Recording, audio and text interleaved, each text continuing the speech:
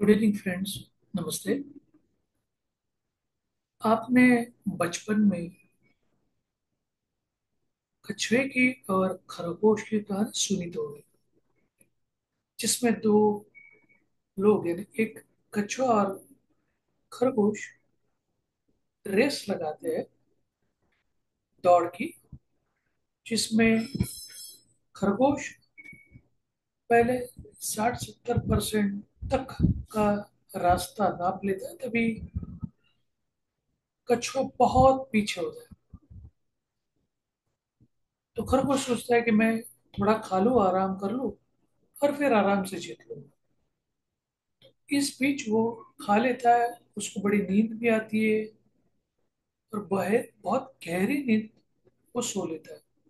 तब तक कछुआ आहिस्ता आहिस्ता वो रेस के एंड तक पहुंच जाता है और वो रेस जीतता है।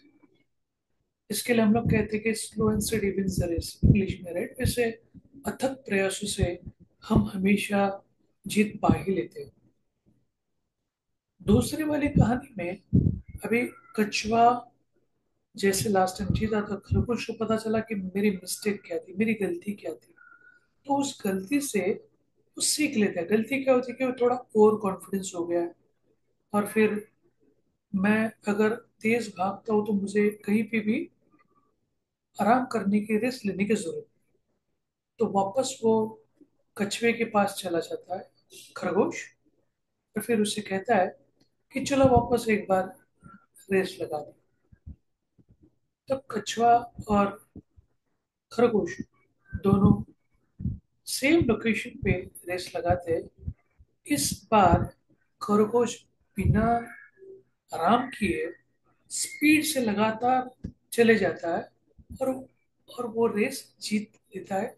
बहुत ही कम समय में वहां तक पहुंच जाता है।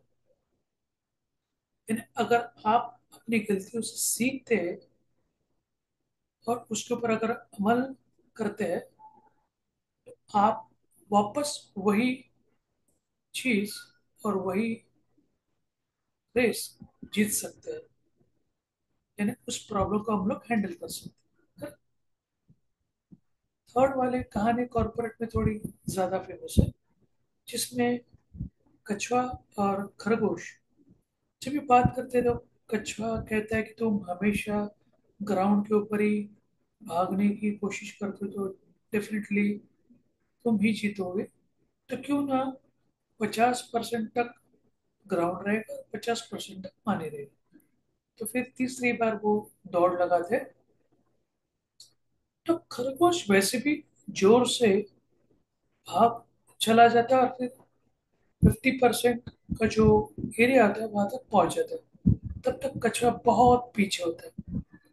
लेकिन दिक्कत ये थी कि खरगोश उस पानी में तैर नहीं सकता था।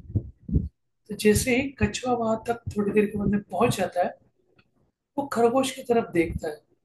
तब उसे पता चलता है कि जैसे उसमें थोड़ी कमी है, कि वो तैर नहीं सकता, और मेरी कमी है कि मैं जोर से दौड़ नहीं सकता। तो वो खरगोश को अपने पीठ के ऊपर बिठा देता है, और फिर वो पानी से निकल के 50% रिमेनिंग जो था, वहां पे, जहाँ पे रेस खत्म थी, वहां पे दोनों पहुंच जाते। तो ये स्टोरी से हमें ये सीख मिलती है कि हम एक दूसरे के साथ compete करने से अच्छा, जहाँ पे हम लोग कह सकते हैं कि अ, हम स्पर्धाएं रखते हैं, उससे अच्छा कोलैबोरेटिव अप्रोच अगर हम ऐसे टीम करके काम करेंगे, जुड़ेंगे, तो हम बहुत कठिनाई वाले रेस भी जीत सकते हैं। तो तीनों लर्निंग अलग अलग थी। पहली वाली स्टोरी में आप अथक प्रयासों से कोई भी चीज हासिल कर सकते हो या रेस जीत सकते हो। सेकंड, अगर आप अपनी गलतियों से सीखते हो और उसके ऊपर अमल करते हो, तो भी आप अगली वाली रेस जीत सकते हो। और तीसरा, एक दूसरे के साथ compete करने से अच्छा, स्पर्धा करने से अच्छा, अगर एक दूसरे के साथ जुड़ के एज ए टीम काम करोगे, तो भी हम लोग बड़ी बड़ी कठिनाई वाली रेस भी जीत सकते हैं। धन्यवाद इस चीज को या स्टोरी को सुनने के लिए और इस चीज के स्टोरी के जरिए समझने के लिए। मेरा नाम गणेश है और मैं mind set and communication coach हूँ। मेरा व्हाट्सएप नंबर 9880 537357 है और ईमेल गणेश अंडरस्कोर पोराड़े @yahoo.com है। अगर आपको इससे रिलेटेड और कुछ ज़्यादा जानकारी चाहिए तो डिस्क्रिप्शन में आप चेक कर सकते हैं। वापस आप सबको देखने के लिए, ये स्टोरी बेस्ड लर्निंग सीखने के लिए धन्यवाद। और कल वापस एक नई स्टोरी नई लर्निंग के लिए जुड़ जाते हैं। तब तक के लिए थैंक यू।